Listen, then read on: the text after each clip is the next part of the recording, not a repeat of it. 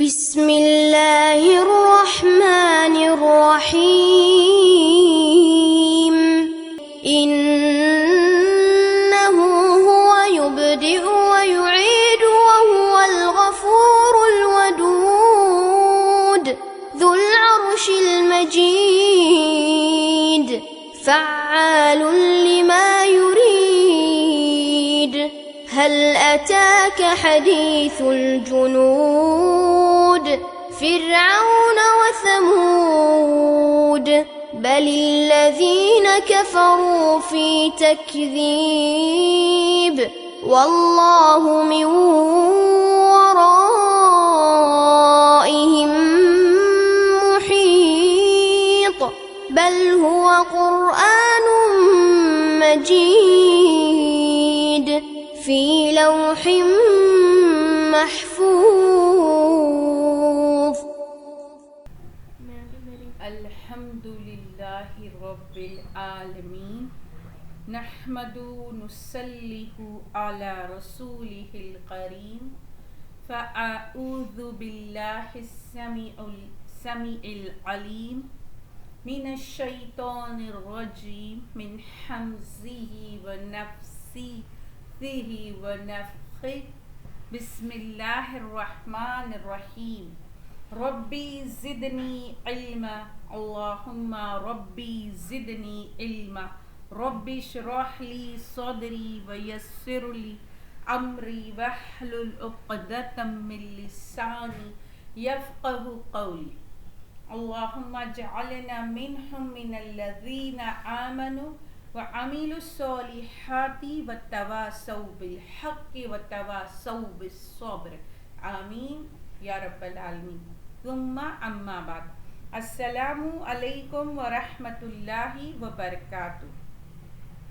تمام طرح کی تعریفیں اس واحد معبود برحق اللہ عز و جل کو لائق و زیبا ہے جس نے ہمیں مسلمان بنا کر پیدا کیا.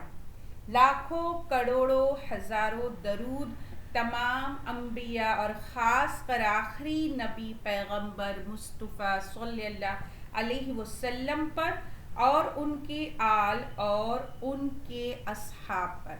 لاکھوں کروڑوں ہزاروں شکرانے کے سجدے اور سر تسلیم خم اس واحد معبود برحق کے آگے جس نے ہمیں توفیق دی کہ ہم قرآن کو سمجھ کر پڑھ سکے ورنہ ہم اس کے اہل نہ تھے. انشاءاللہ تعالی آج اللہ سبحانہ وتعالی کی اذن سے ہم سورۃ البروج کی تھرڈ پارٹ 3 کریں گے آیت نمبر 13 سے. آیت نمبر 12 تک ہو چکا ہے. آیت نمبر 13 بسم اللہ الرحمن الرحیم. ہوا وہی یبدئ پہلی بار پیدا کرتا ہے اور یعید اور لوٹاتا ہے. وہی پہلی بار پیدا کرتا ہے اور وہی لوٹاتا ہے. اب یہاں اللہ سبحانہ تعالیٰ کی پہلی بار کی پیدائش اور دوبارہ پیدا کرنے کی جو قوت ہے اور قدرت کاملہ ہے اسے بیان کیا گیا ہے کہ پہلی بار پیدا کیا ہے اور دوسری بار بھی پیدا کرے گا، یعنی قیامت والے دن دوبارہ انہیں اسی طرح پیدا کیا جائے گا. اب ہم دیکھتے ہیں آیت نمبر 14. اور ہوا وہ الغفور بخشنے والا، الودود محبت والا ہے، اور وہی بخشنے والا محبت کرنے والا ہے. یہاں پر اس آیت میں اللہ عز و جل کی 2 صفت بیان کی گئی ہے، ایک غفور بخشنے والا اور دوسرا ودود. اب یہاں ہم نے دیکھے پچھلی آیت میں جو پچھلے ہفتے ذکر کیا گیا کہ وہ کیسے بخشتا ہے، ایسے بخشتا ہے کہ بڑے بڑے ظالموں کو بخشتا ہے. کیوں؟ کیونکہ وہ الغفور ہے نا. اور توبہ کرنے کے بعد اپنے طرز عمل کی اصلاح کرنے کے بعد اور دوبارہ اس گناہ کی طرف لوٹنے کی کنڈیشن پر انہیں کیا کیا جاتا ہے؟ اللہ سبحانہ وتعالیٰ بخش دیتے ہیں اور اس کی بخشش کے مستحق ہو جاتے ہیں. کیوں اللہ سبحانہ وتعالیٰ ایسا کرتے ہیں؟ کیونکہ اللہ عز و جل کیا ہے؟ ہم سے محبت کرتے ہیں. محبت کرنے کی وجہ سے اللہ سبحانہ وتعالیٰ نہیں چاہتے کہ کسی کو بھی جہنم میں جھونکا جائے، آگ کا عذاب دیا جائے. اس لیے وہ بار بار اس بندے کی لوٹنے، توبہ کی جو یہ دروازہ کھلا رکھا ہے تاکہ وہ لوٹے اور لوٹ کر کیا ہو کہ بخشش طلب کرے اور اللہ کی محبت سے جو ہے وہ ہم اس سے فائدہ اٹھا سکیں. اب کیا ہوگا کہ جو تمام اللہ سبحانہ وتعالیٰ وہ واحد ہستی ہے جس سے ہمیں سب سے زیادہ محبت کرنی ہے، کیونکہ اللہ کی محبت کے بغیر جنت میں بھی داخلہ ہمارے لیے ممکن نہیں ہے. تو سب سے پہلے اللہ عز و جل کی محبت اور اس کے بعد اس کے رسول صلی اللہ علیہ وسلم کی محبت. اللہ سبحانہ وتعالیٰ سے دعا ہے کہ ہمارے دلوں میں اللہ سبحانہ وتعالیٰ اللہ کی اور اس کے رسول کی اور اس کی کتاب کی محبت کو بھرپور کر دے، بے پناہ کر دے. آمین یا رب العالمین. پھر اس کے بعد اللہ سبحانہ وتعالیٰ کی یہ ایک تو پیدا کرنے والا ہے اور دوسرا وہی لوٹانے والا ہے، مطلب مارنے کے بعد دوبارہ کھڑے کرنے والا ہے، اسی کی طرف لوٹ کر جانا ہے. پھر بخشنے والا ہے اور محبت کرنے والا ہے. مطلب روز حشر بھی، اس آیت کو اگر ہم اس طرح دیکھیں تو روز حشر بھی وہ بخشنے والا ہے اور وہ محبت کرنے والا ہے. پھر جو اللہ سبحانہ وتعالیٰ کی ایک اور صفت بیان کی جا رہی ہے وہ ہے آیت نمبر 15، ذو العرش المجید. ذو العرش مطلب عرش والا، مالک جسے کہتے ہیں، اور مجید مطلب بڑی شان والا. عرش کا مالک بڑی شان والا ہے. اب یہاں ہم دیکھتے ہیں کہ اللہ سبحانہ تعالیٰ نے یہاں جو صفت بیان کی ہے کہ وہ عرش کا مالک ہے، بڑی شان والا ہے. تو ہم عرش لفظ کی معنی دیکھتے ہیں. عرش لفظ جو ہے اس کی اگر ہم معنی دیکھیں تو وہ ہوتا ہے، اس کی معنی کی جاتی ہے تخت. تخت معنی کی جاتی ہے. تو اب ہم کو اس سے کیا سمجھ میں آتا ہے کہ اللہ تعالیٰ کا تخت مطلب سلطنت ہے نا. پھر اس کے بعد ہم دیکھتے ہیں کہ اللہ عز و جل کی تمام مخلوق میں سب سے بڑی مخلوق جو ہے وہ اللہ عز و جل کا عرش ہے نا. پھر ایک اور بات ہم دیکھتے ہیں کہ عرش کی صفت جو بیان کی گئی ہے وہ رحمتوں اور برکتوں کا نزول ہوتا ہے. امام قرطبی رحمت اللہ علیہ کہتے ہیں کہ اللہ عز و جل نے خود قرآن میں اپنے آپ کو رب العرش، عرش المجید، عرش کریم کہا ہے نا. جیسے ہم نے یہاں عرش المجید دیکھا. پھر ہم کو امام مالک رحمت اللہ علیہ کا قول ملتا ہے کہ اللہ کا عرش پر مستوی ہونا معلوم ہے، اس کی کیفیت معلوم نہیں، اس پر ایمان لانا واجب ہے اور اس کی بابت سوال کرنا بدعت ہے. اب ہم عرش کے بارے میں، جو اللہ سبحانہ تعالیٰ کا عرش ہے، اس کے تعلق سے میں کچھ حدیث رکھنا چاہوں گی. حدیث ملتی ہے صحیح بخاری حدیث نمبر 7418. اللہ عز و جل کا آسمانوں کے اوپر عرش پر چڑھنا اور خاص خاص مواقع پر آسمانی دنیا پر نزول اللہ کی صفات میں سے ہیں۔ صحیح بخاری حدیث نمبر 3198، آسمان کی تعداد 7 ہے اور حدیث کے مطابق آسمانوں کے درمیان 500 سال کی مسافت ہے۔ سلسلہ احادیث صحیحہ 109 میں ہم کو ملتا ہے، نبی کریم صلی اللہ علیہ وسلم نے فرمایا کرسی کے مقابلے میں 7 آسمانوں کی حیثیت صرف اتنی سی ہے جتنی کسی خالی زمین میں پڑی ہوئی انگوٹھی کی۔ فتاوی ابن تیمیہ 55 میں جمہور اہل سنت کا یہ عقیدہ ہے کہ کرسی عرش کے سامنے قدموں کی جگہ ہے۔ اب کرسی کے مقابلے میں ایسی ہے کرسی عرش کے مقابلے میں ایسی ہے جیسے کسی ریگستان میں پڑی ہوئی انگوٹھی۔ تو اس سے ہمیں کیا پتہ چلتا ہے کہ عرش جو ہے اللہ سبحانہ تعالیٰ کی سب سے بڑی مخلوق ہے۔ پھر اس کے بعد ابو داؤد میں روایت جابر رضی اللہ تعالیٰ عنہ کہتے ہیں کہ رسول اللہ صلی اللہ علیہ وسلم نے کہا، مجھے معراج میں اجازت ملی کہ جو عرش کے فرشتوں نے عرش کو اٹھا رکھا ہے ان میں سے ایک فرشتے سے بات کرنے کی اجازت ملی۔ تو آپ نے دیکھا کہ اس فرشتے کی کان کی لو سے کاندھے تک کا فاصلہ ایک پرندے کے اڑنے کے 700 سال تک تھا۔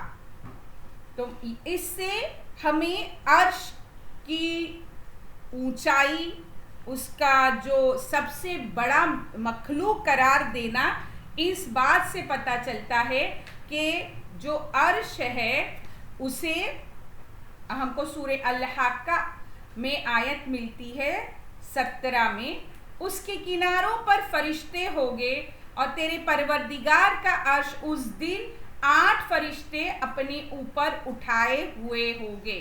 یہی وہ عرش ہے جو روز حشر جو ہے 8 فرشتے روز حشر اس عرش کو لائے گے، اور اسی عرش کے سائے کی جو ایک طویل حدیث ہم کو بخاری کتاب الزکاة میں ملتی ہے، اسی عرش کے سائے کی وہ حدیث ہے کہ اللہ تعالیٰ سے ہم سب کی دعا ہے کہ ہمیں اللہ سبحانہ تعالیٰ کے عرش میں اس روز پناہ ملے جب کوئی سایہ نہ ہو، آمین یا رب العالمین۔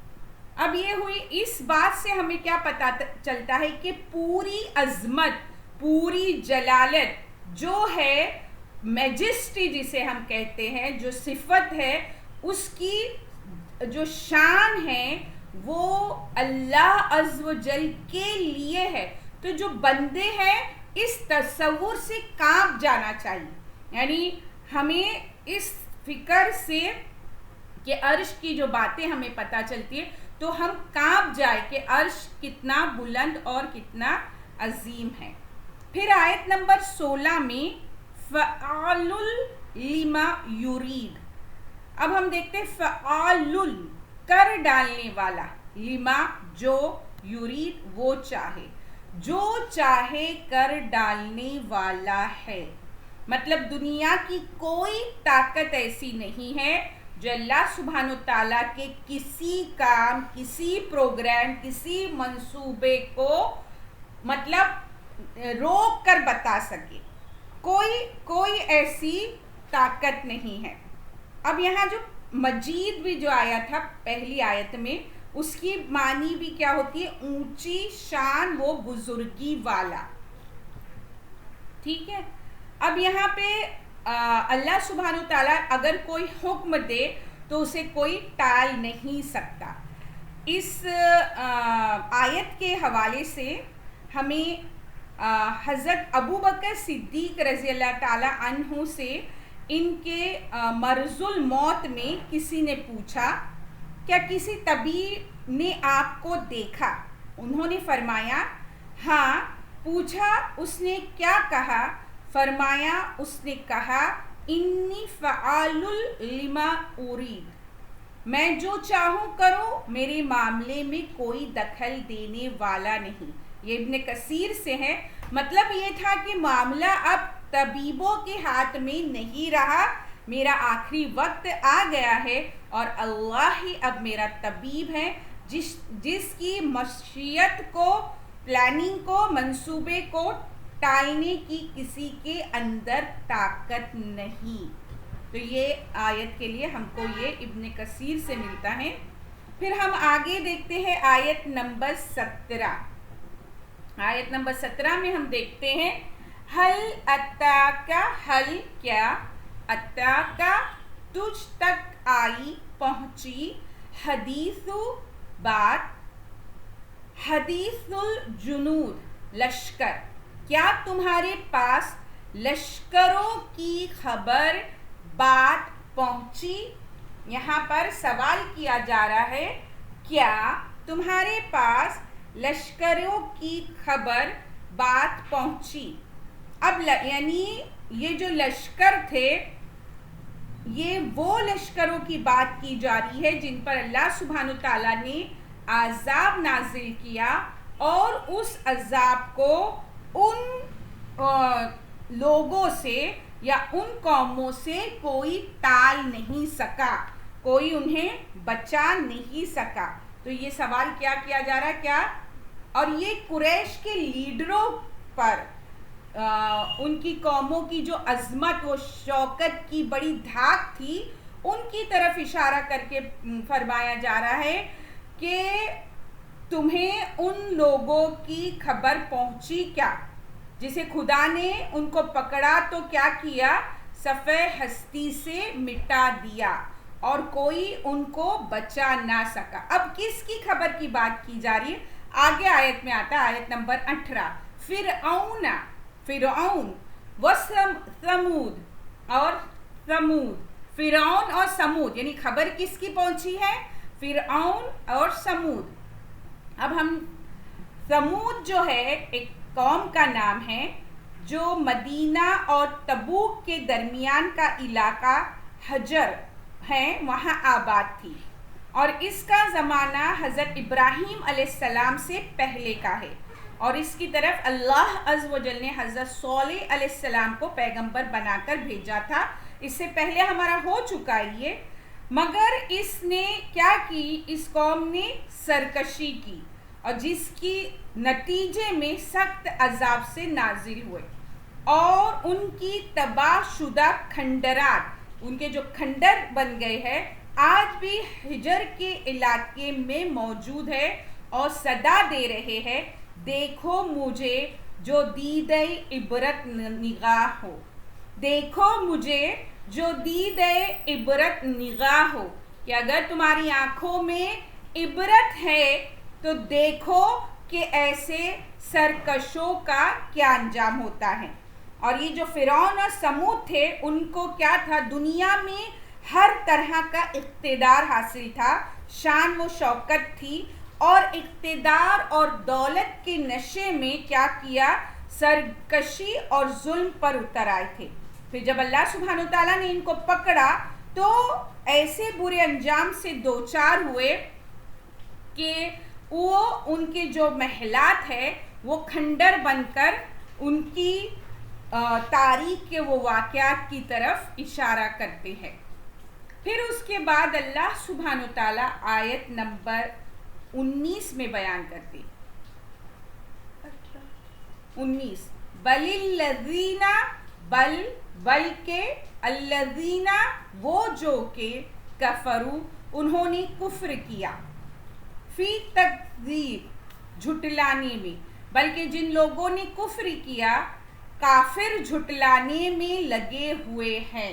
اب یہاں اللہ سبحانہ تعالیٰ کیا بول رہے، یہ جھٹلانا چاہتے تھے اللہ کی ذات کو، اس کے رسول کو، یہ جو جھٹلانا چاہتے تھے اور اس کے کلام کو، لیکن ان کے جھٹلانے سے کیا ہوا، حقیقت نہیں بدلی، بلکہ وہ پوری طرح اللہ کی گرفت میں ہے اور اس سے بھاگ کر نہیں جا سکے۔ تو یہ جو ہے یہ جھٹلانے والے کیا ہو گئے؟ ناکام ہو گئے۔ پھر اس کے بعد آیت نمبر 20، واللہ اور اللہ، من ورائہم ان کے ہر طرف سے، محیط گھیرے ہوئے، اور اللہ انہیں ہر طرف سے گھیرے ہوئے ہیں۔ اب یہاں ہم دیکھتے ہیں وراء کے معنی کیا ہوتا ہے؟ آگے پیچھے دونوں طرف سے گھیرنا، ہے نا، آگے پیچھے دونوں طرف سے گھیرنا۔ اور یہ جو گھیرنا ہے ان کا، یہ کیا ہے؟ اللہ سبحانہ تعالیٰ نے پہلے ہی ہمیں آیت نمبر 12 جب ہم دیکھتے تھے تو کیا اللہ سبحانہ تعالیٰ کا قول تھا، ان بطش ربک لشدید، یقیناً تیرے رب کی پکڑ سخت ہے نا۔ تو یہی چیز ہے کہ اللہ سبحانہ تعالیٰ کیسے گھیرے ہوئے؟ آگے پیچھے ہر طرف سے گھیرے ہوئے ہیں، یعنی کوئی یہ سوچ ہی نہیں سکتا کہ ایک لمحہ اور ایک پل میں مجھے وہ سزا ملنے والی ہے۔ یعنی وہ لوگوں نے یہ گمان نہیں کیا تھا، لیکن وہ کیسے تھے؟ انہیں لگ رہا تھا وہ جیت رہے ہیں، ایمان والوں کو خندقوں میں ایندھن میں جلا کر وہ لوگ جیت رہے ہیں۔ یہ اس سے بے خبر تھے کہ اللہ نے ان کا احاطہ کیا ہوا تھا، اللہ سبحانہ تعالیٰ نے انہیں آگے پیچھے سے دونوں طرف سے ہر جگہ سے گھیرے ہوئے تھا۔ اور کس طرح ان کا یہ گھیرا جانا صحیح ثابت ہوا کہ اللہ سبحانہ تعالیٰ نے انہیں وہی سزا دی جو وہ ایمان والوں کو دے رہے تھے، جو ہم نے کل آیت میں دیکھے۔ پھر اس کے بعد آیت نمبر 21، بلکہ ہوا وہ قرآن مجید، بڑی شان والا، بلکہ یہ قرآن بڑی شان والا ہے۔ اور اس کے بعد اللہ سبحانہ تعالیٰ آیت نمبر 22 میں بیان کرتے ہیں، فی لوح محفوظ، لوح محفوظ میں لکھا ہوا ہے۔ اللہ سبحانہ تعالیٰ نے پہلے قرآن کو کیا کہا کہ یہ مجید ہے نا، کیا ہے؟ بڑی شان والا ہے۔ اور اس کے بعد کیا کہا؟ لوح محفوظ میں لکھا ہوا ہے۔ اب ہم دیکھتے ہیں لوح محفوظ کیا ہے نا۔ لوح محفوظ کے معنی محفوظ تختی کے ہے، دھیان سے سنیں، اور اس سے مراد ملائے اعلیٰ کی وہ مقدس تختی ہے جس پر اللہ سبحانہ تعالیٰ نے اپنی کلمات لکھ دیے ہیں۔ اس کا لکھا بالکل اٹل ہے اور اس تک کسی جن و انس کی رسائی نہیں۔ قرآن کوئی خیالی اور نظریاتی چیز نہیں اور نہ کسی کاہن کا کلام ہے، بلکہ اس کا منبع وہ چشمہ صوفی ہے جسے لوح محفوظ کہتے ہیں، اس لیے کہ اس کی ہر بات حق ہے اور پوری ہو کر رہنے والی ہے۔ یہ قرآن وہ عزت وہ کرامت والا ہے۔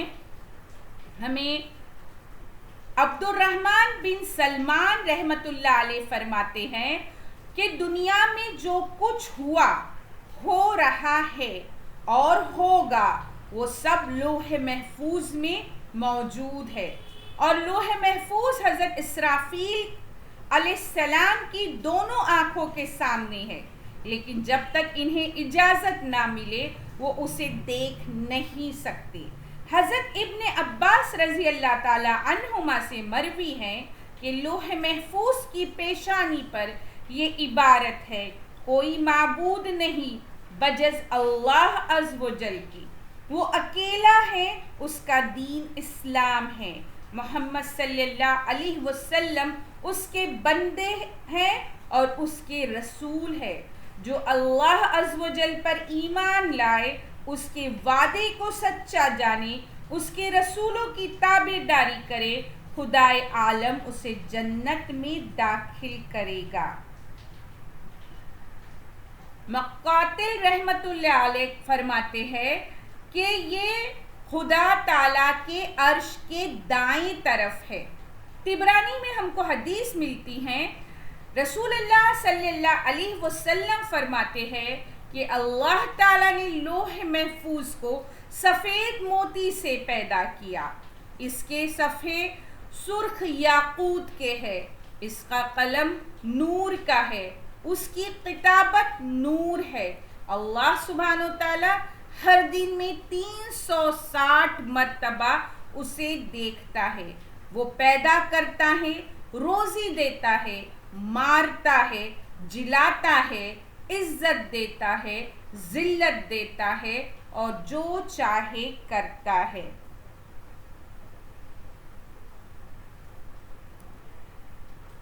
لوح محفوظ سفید موتی کی ہے. اس کا طول آسمان و زمین کے درمیان کے برابر ہے اور اس کی چوڑائی مشرق و مغرب کے برابر ہے. اس کے دونوں کنارے موتی اور یاقوت کے ہیں. اس کے دونوں پٹھے سرخ یاقوت کے ہیں. اس کا قلم نور ہے. اس کا کلام عرش کے ساتھ وابستہ ہے. اس کی اصل فرشتے کی گود میں ہے. بحوالہ ابن کثیر. یہ تمام باتیں ہمیں لوح محفوظ کے بارے میں ابن کثیر سے ملتا ہے اور مفسرین کے حوالے کے ساتھ. اب ہم یہاں پر جو ہے سورۃ البروج کی تفسیر ختم ہوتی ہے. انشاءاللہ تعالی کل ہم دوسری نئی سورہ کا آغاز کریں گے. تو اللہ سبحانہ تعالیٰ سے دعا ہے کہ ہم جو بھی سیکھے، جو بھی سمجھے، اس پر ہمیں غور و فکر اور تدبر کرنے والا اور اس کے مطابق ہماری زندگی میں اس کو شامل کرنے والا بنا. قول اور فعل کے تضاد سے بچا، بولنے سے زیادہ عمل کرنے کی توفیق عطا فرما. قرآن کو ہمارے دل کا نور بنا اور روز حشر اس کی روشنی ہمارے تمام اعضاء سے جو نور کی شکل میں نکلے. قرآن کے ہر لفظ پر، ہر عبارت پر، ہر آیت پر اس کے مطابق کما حق کہو عمل کرنے کی توفیق عطا فرما. آمین یا رب العالمین. وآخر الدعوانا الحمد للہ رب العالمین. السلام علیکم ورحمۃ اللہ برکاتہ. بسم اللہ الرحمن الرحیم. سبحانک اللہم وبحمدک نشہد ان لا الہ الا انت نستغفرک ونتوب الیک. سبحان ربک رب العزت عما یصفون وسلام علی المرسلین والحمد للہ رب العالمین. برحمتک یا ارحم الراحمین. ربنا تقبل منا انک انت السمیع العلیم وتب علینا انک انت التواب الرحیم. بسم اللہ الرحمن الرحیم. والعصر ان الانسان لفی خسر الا الذین آمنوا وعملوا الصالحات وتواصوا بالحق وتواصوا بالصبر. آمین اللہم آمین.